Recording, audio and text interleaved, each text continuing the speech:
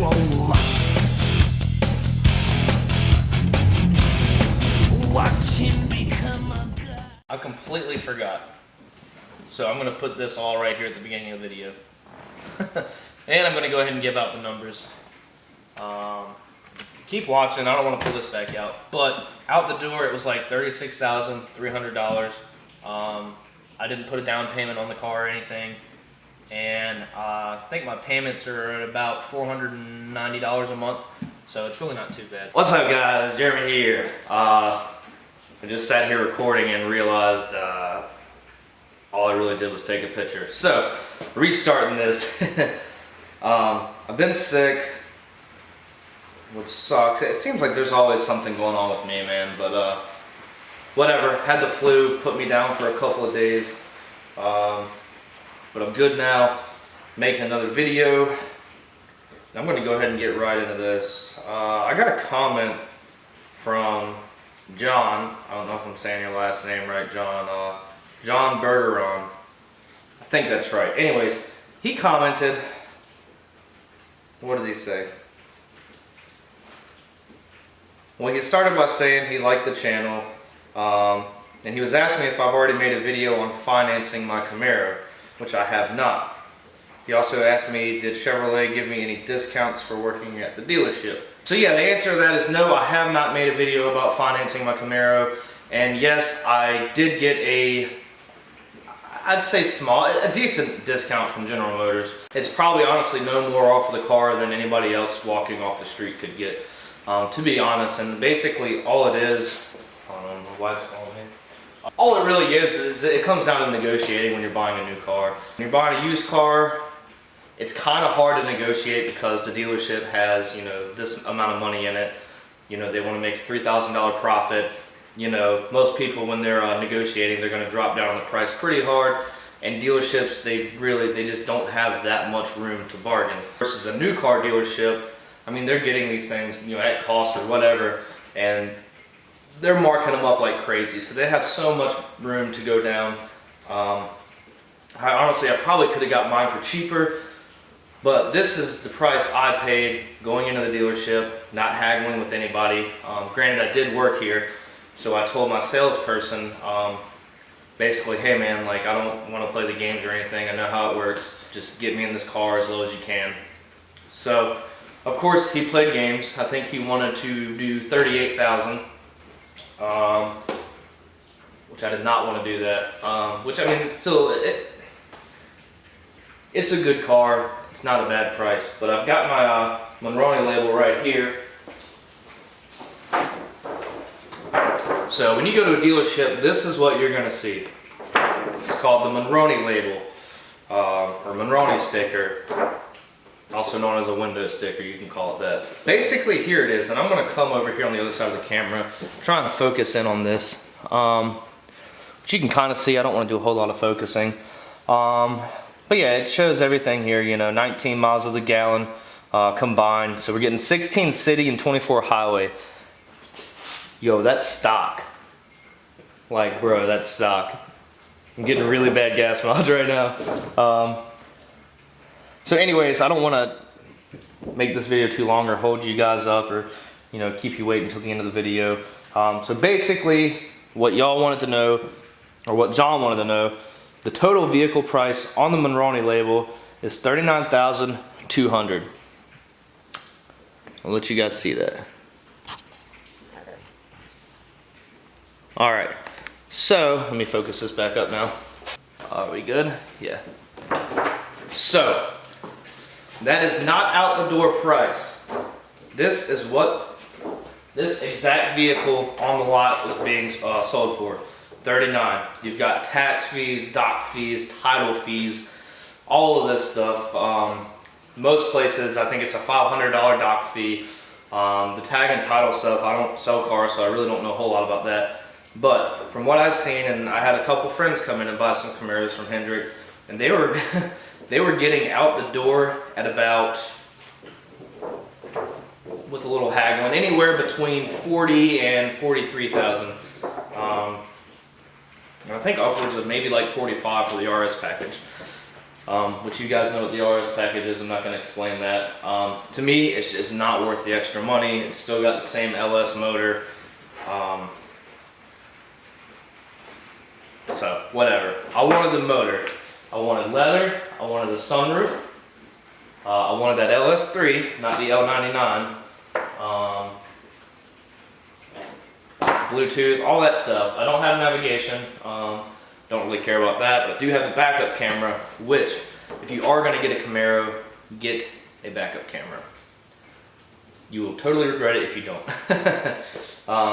So anyways, let's go ahead and move forward. I pulled out my actual receipt from the purchase. When I bought this car, I'm going to tell you guys what I paid out the door for it.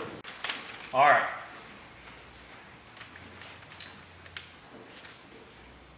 So there's all my accessory charges, all that. Wow.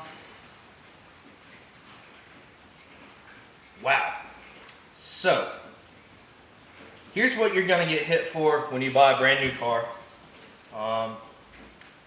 This might be on used cars too, I'm not sure. But, well, actually, let's go ahead and get this out of the way. I paid out the door $36,335 for a brand new 2015 Camaro in 2015 with 7 miles on it. A little over 36,000, so not bad. Anyway, so, wow. So, you're gonna get hit with a highway use tax, which is $60. You're gonna get hit with tag, title, and registration fee, which is $87.60. Then you've got your dealer administration. Then you've got your dealer administrative processing fee, which is basically, I'm pretty sure, the doc fee.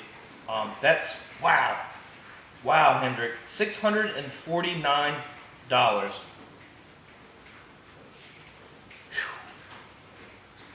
That's ridiculous. Yeah, that brings us to a total of $36,335.62. Now, not bad. The bank told me the other day this car right now is valued at $29,000.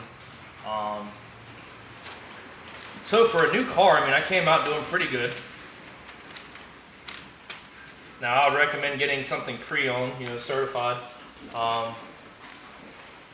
But if you just want to have the experience of buying a brand new car, a full warranty, you don't have to worry about the previous owner or how they drove it. It's really cool. I like having a one-owner car. This is my car. This has been my car from the start. I know what's been done to it. I know how it's been driven. It's a cool thing. Now, I will tell you guys why I ended up getting a new car instead of pre-owned. There were some pre-owned ones on the lot. They didn't have the 14 to 15 body style. The only 5th gens they had pre-owned was 2010 to 2013. So, I could get those, honestly, and they couldn't, like I said earlier, they're not going to give you that much of a discount on a pre-owned vehicle. And I was looking at those, man, and it was like $31,000. And originally I had planned on trading in, which I owed so much on that car, it wasn't even worth it, especially to trade in on a pre-owned vehicle. So, I decided, hey, I'll trade in on that 2015 over there. I test drove it, fell in love with it. They worked out the numbers. They didn't want to give me hardly anything for my Volkswagen. So I called the wife. It's like, hey, can you come to Hendrick? I'm buying a Camaro. We're going to give the Nissan Versa, her car that she was driving, we're going to give that to your little brother since he just got his license, and you're going to take the Volkswagen. And she was cool with that because she hated that Nissan Versa. I had a lot of problems with that. But anyways, so her brother ended up getting a free car, and Holly got to drive a really nice 2010 Volkswagen CC, which later on she ended up trading that in for 2016 Malibu, which she absolutely loves. So, anyways, do your research when you go out to buy one of these cars. Obviously, like everyone, as far as American car goes, my top 3 picks was the Camaro, the Mustang, and the Challenger.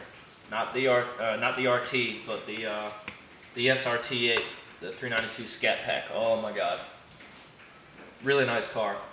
So I actually went and test drove all 3, and it was like a super hard decision.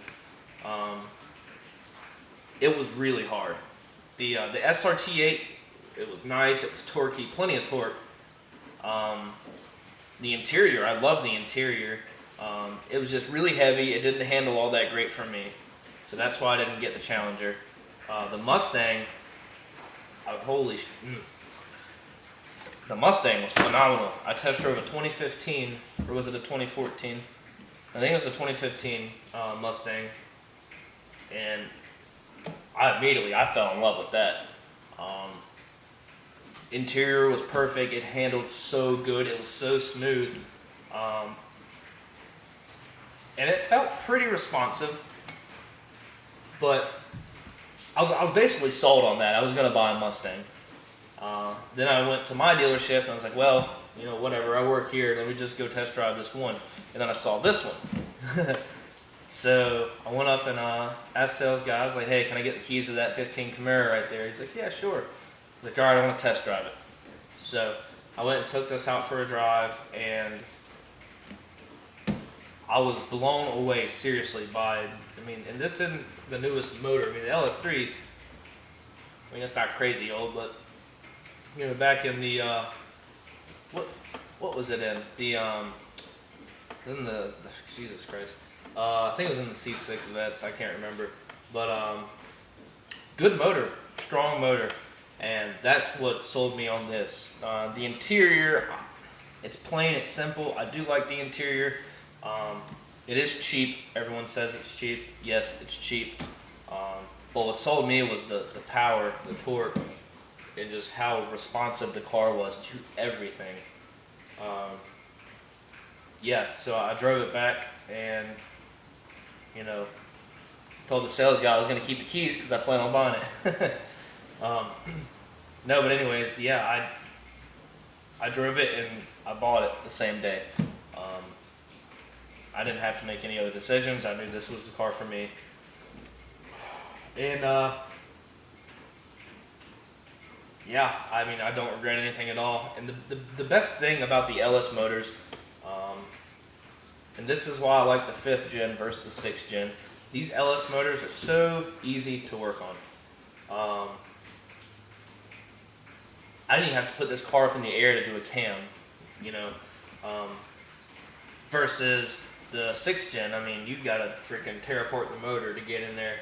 But this one, it's super easy, it's accessible, and you can have this thing cammed in 4 hours, versus probably a whole day on a 6th gen if you know what you're doing. But yeah, these LS motors, they're strong, they're reliable. I'm coming up to almost 30,000 miles on mine, and I haven't had any problems other than the clutch pedal. And I'll get into that in another video, but I think it's got to be heat or something. I don't know, but if you're driving aggressive and you get the RPMs up high, and if you're racing or something, basically it loses all its pressure and just goes straight to the ground.